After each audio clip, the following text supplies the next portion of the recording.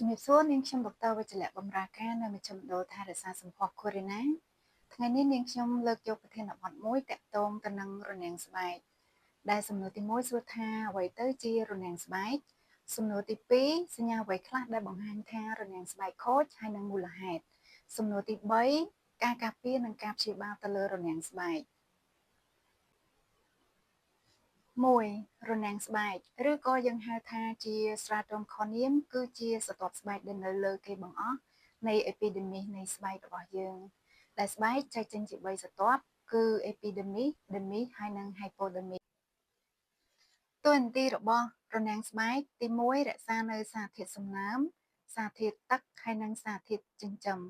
ទី2ដកចេញនៅសារធាតុដែលងាយប្រតិកម្មពួកបាក់តេរីការបំពុលហើយនិងពួកអាឡែហ្ស៊ីហើយនឹងទី3ក៏ជួយការពារពីការខូចខាតដោយបរិយាកាសខាងក្រៅផងដែរទី2សញ្ញាដែលបង្ហាញថារនាំងស្បែកខូចមានស្បែកកាហាយស្បែកក្រហមរលាកនិងរមាស់ស្បែកឡើងស្ងួតតឹងហើយមានប្រេះតូចៗផលិតផលដែលធ្លាប់ប្រើពីមុនមកទៅជាប្រតិកម្មឬក៏រលាកស្បែកចំពោះមូលហេតុហើយនឹងការព្យាបាលនាងខ្ញុំនឹងបន្តទៅវីដេអូក្រោយសូមអរគុណ